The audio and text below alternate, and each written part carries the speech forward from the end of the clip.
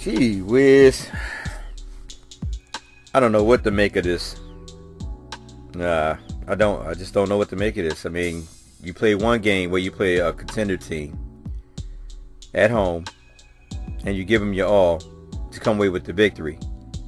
But then you go in New Orleans, play a team that's actually missing their superstar, with the mentality thinking that you're probably going to run over this team.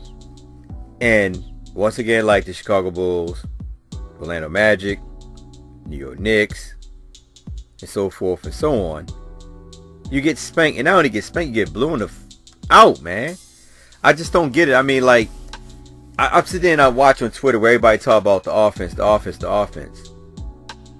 But we've been hurting for defense for I don't know how long. Our defense been stinking it up for a while. And I said in my videos over and over again, the Lakers defense has not really changed that much. Just certain key players that mask the other players' defensive liabilities.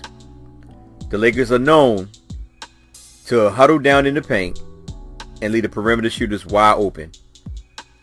Only a couple of them will actually run out and challenge the shot, where some, and yes, some even including a certain superstar, will sit there and watch a three just take place. I'm going to say this over and over again. Your team is only as strong as your main leader. If your leader is weak, so is your team. Because everything rides on your leader. When the media, the front office, the fan base, all they talk about is LeBron, and they constantly tear down the young players. You sit back and you look at it and say, well, they're only as good as their leader. So if their leader plays defense in spurts, so are these young players. Even though some of the young players do give it their all. Brannigan once again had another spectacular game, but the loss overshadows it. It doesn't even matter. Kyle Kuzma had another game, but I felt bad for him because we've been talking about this for a while, where Walton, who's too damn stubborn to understand that Kuzma is not, I repeat, not a center, but the problem is also LeBron James. I've been saying this over and over again. If you're going to go small, LeBron James need to play that 5 spot. Just like Julius Randle is playing the 5 spot for the New Orleans Pelicans. Kuzma should not have been on Julius Randle. Walton should have known this. You don't even have to scout Julius Randle to know that Kuzma should not be playing on freaking Julius Randle. You knew what Julius Randle could do for us when he was with us last year. So what in the hell would you think he's going to do against Kuzma? He's going to give Kuzma body. And then it got to the point where they started doubling now. Then they left the perimeter wide open. And these guys just started knocking out shots, man. And it's the same scenario over and over again, where the Lakers defense always collapse in the middle to help out when they go small, to the point where the perimeter is wide open every freaking time. And then once they go out there to play the perimeter, then there's easy backdoor cuts, layups, and dunks. It's like the communication's not there. There was no emergency. There was no engagement. And I'm not going to say all of them, because to me, Brandon Ingram did try. He got stuffed like twice by the same player. This unknown player, Diallo, was actually killing. He was actually the man who really sparked it all. And then Holiday, did all he could outside the three-point arc. Julius Randle being Julius Randle. The bully beast coming down low, making shots. They even letting him shoot threes now. He didn't really get I'm not saying that he really didn't get the opportunity to shoot it here with LA, because he probably, because Luke Walton allowed him, but not as much. But I just don't understand it. Like, how do you get spanked by a team? And I'm not saying the New Orleans Pelicans are a terrible team. They did get blown out, I think, 3 games in a row by a margin of 13 points, if I'm not mistaken.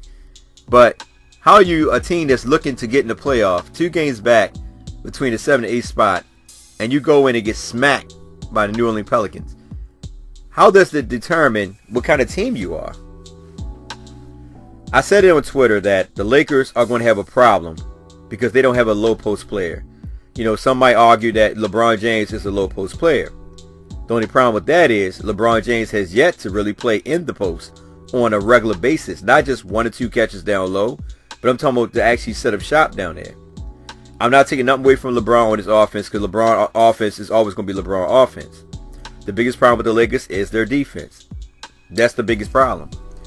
JaVale McGee once again only played 16 minutes. Tyson Chandler only played 5 minutes. They went small. Wagner came in for a little bit. But they just had their way with him. I mean, Brandon Ingram, put it like this. Brandon Ingram and LeBron James, they did their thing. Kuzma, like I said, even with Kuzma, he only 16 points, but still, he had 8 rebounds. I think 7 assists probably been his highest assist total. He only had 1 turnover. So it wasn't bad for Kuzma. He was, finding people and playing more within the team chemistry. The biggest problem was because, like I said, they had Kuzma at the center spot. When they ran small, playing to Julius Randle, knowing Julius Randle going to give him that work down low. I know somebody might say, well, LeBron James shut Julius down. LeBron James wasn't playing Julius. Probably with switches. He blocked him once. And he got a couple strips from him because of the way Julius come into the paint. But he wasn't really playing him. That was Kuzma playing him.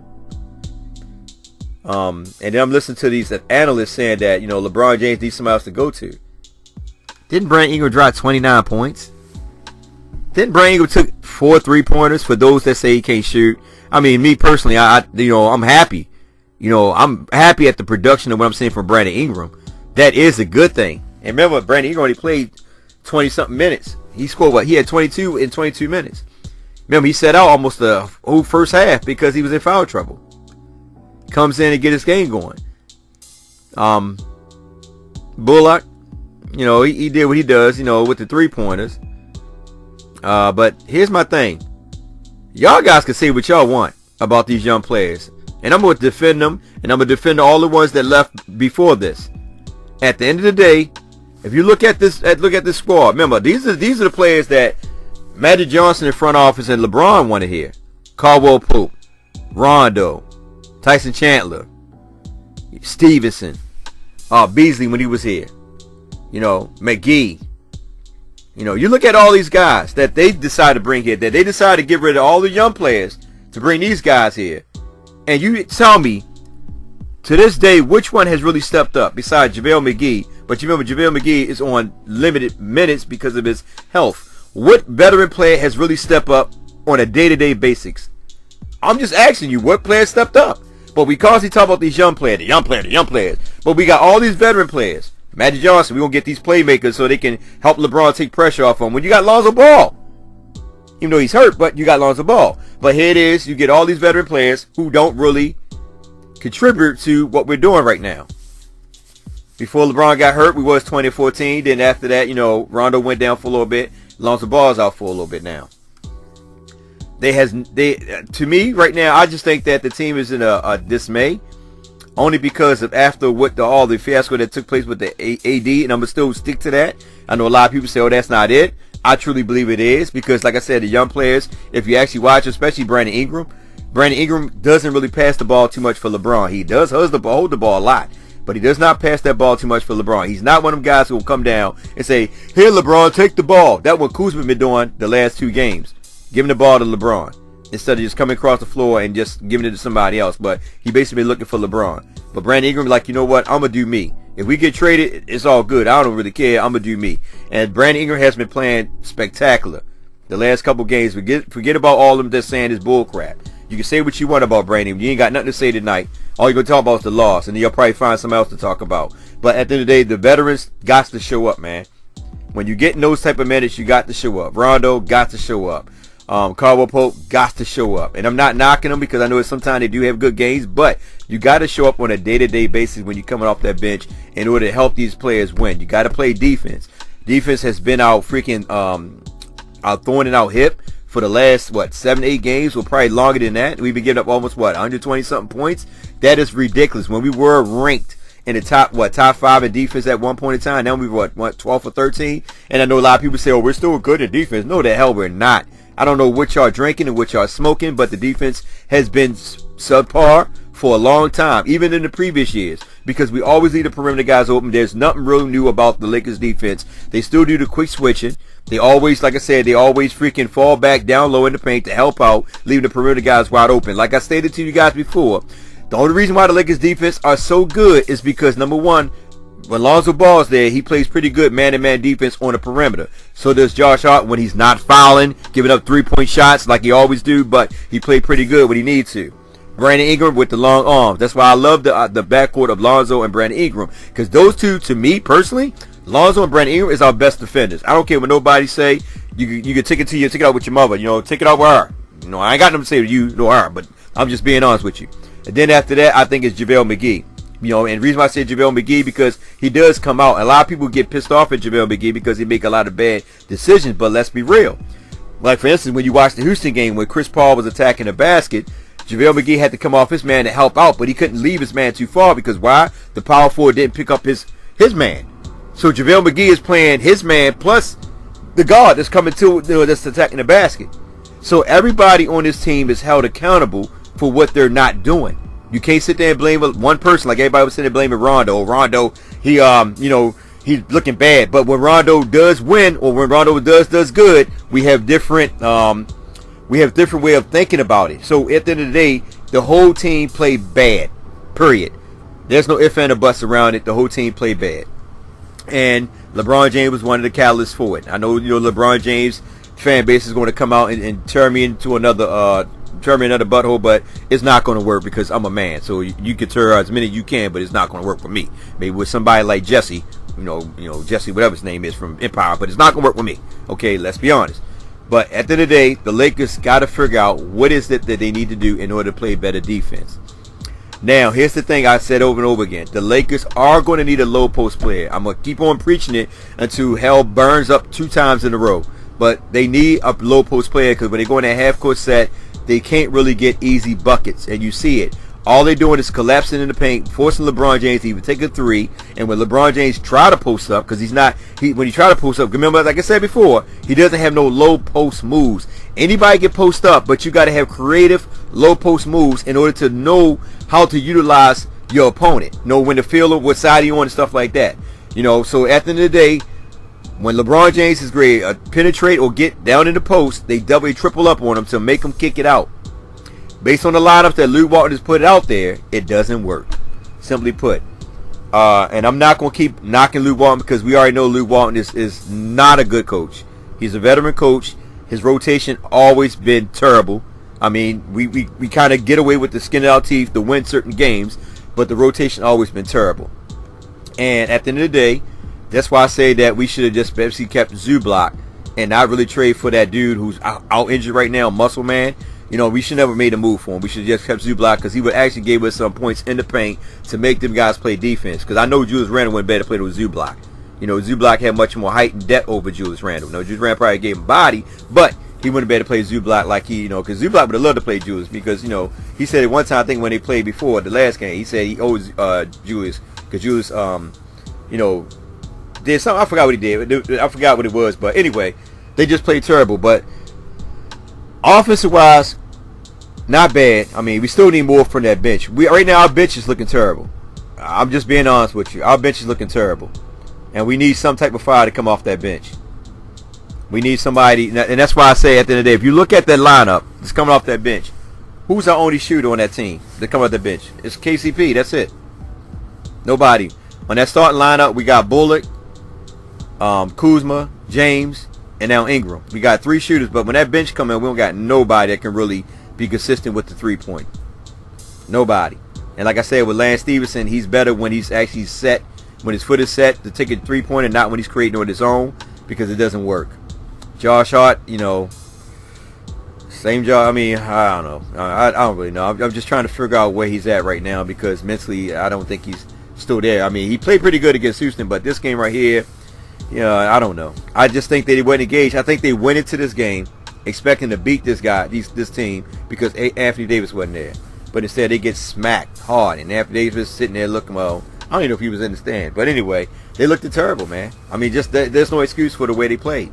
And like I said, there's no one person on this team that cannot be blamed. They didn't play no defense at all. Like I said, the perimeter was wide open. If you look at their stats, look at the freaking the Pelicans stats, man. They were just knocking down threes, man. Like I said, True Holiday had 5 for 9. Peyton had 2 for 2. Diallo 2 for 2. And plus, I'm looking at the wrong thing. My bad. I'm looking at the free throws. What the hell I'm talking about? I'm wondering, what the heck is this? Williams had, was 3 for 7. Peyton 2 for 4. Holiday 5 for 9, Randall 2 for 7, Clark 2 for 5. You know, and they was not. And the thing is, they were getting any side in the paint. They was getting anything in the paint. They was getting anything in the paint. You know what I mean? And then on top of that, you had this guy, like I said, the guy Diallo, doing what he wanted to do in the paint. Him and Julius Randle. And Okafor had a good game, but I don't know why they set him down for a long period of time. But he had 6 quick points, and that was it of him. But I guess they probably look at the matchup. They probably figure like, you know, hey, we're gonna go small, and that was the bad thing to do because you had Randle. Randle could play some of these big centers too. But I digress. You know, we lost the game. The Lakers got to rebound and get it back going. I mean, that's the only thing right now. Right now, Sacramento Kings are up 105 to 101. Now it's 106. I think they have the free throw line. So they're actually 5 points up on OKC with 6 minutes left in the fourth. Utah and Dallas just started. Hopefully Dallas can get that win to give us some help for Utah. Did the Spurs play tonight? I don't know if the Spurs played tonight. Let me look and see. Don't really know if the Spurs played tonight. Can't really see it. Wait a minute, hold on. Did they? No, they didn't play tonight. I don't know if they probably play tomorrow. But anyway, the Lakers they gotta put something together, man. They gotta really start clicking, man. I mean, if they don't, we might miss the playoffs. I don't know. It's still early. It's only one game, man. Like I said, we still a couple games out. It's not bad. It's not the end of the world. So I'm not gonna go too ballistic. Like, God damn it, we're gonna miss the playoff. I'm not gonna do that. I still believe in them. And as a Laker fan, you wanna motivate yourself. You know what I mean? You wanna believe that they're gonna make the playoff. Even if everything is against the opportunity of them making it, but you want to believe that they're gonna make it. But anyway, with that being said, it's your man Ever Love. Like, share, subscribe, get in the comments, and tell me what you think about the game. Let's talk. Let's see what we can do. Figure out what the Lakers' next move is. Oh, another thing too. There was also a rumor that Zach Randolph was actually practicing in the Lakers gym, and he had a Laker outfit. He had the Lakers outfit on. So he was like warming up, whatever. So I don't know. Like I said, it's just a rumor. But to be honest with you, I know Zach. You know, a lot of people probably will overlook Zach Randolph. But I'm gonna tell you like this: Zach Randolph is what you call a low post player, and that's what the Lakers need.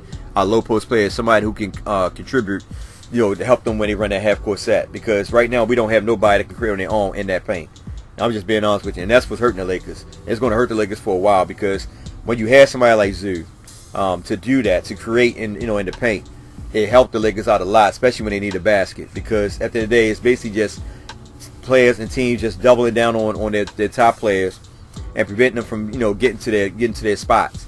So the Lakers, like I said, put it like this: at the end of the day, they just got to figure out what they're going to do. It's up to Magic and Pelicans to figure out what's their next move to make this push. Try to get us in the playoff. That's the whole point of LeBron James getting here. Because if we don't make the playoff, I don't know. That's against LeBron's legacy, not really against the Lakers organization, because we used to missing it. We missed it for the last 5 years, so it's not gonna hurt us. But that's the whole point of us bringing LeBron here to actually help us get to the playoffs. So it's in LeBron James and Magic Johnson's hand to figure out what they're going to do in order to get us to the next level. Anyway, y'all take care, man. Have a blessed one. Be safe out there. Love you guys.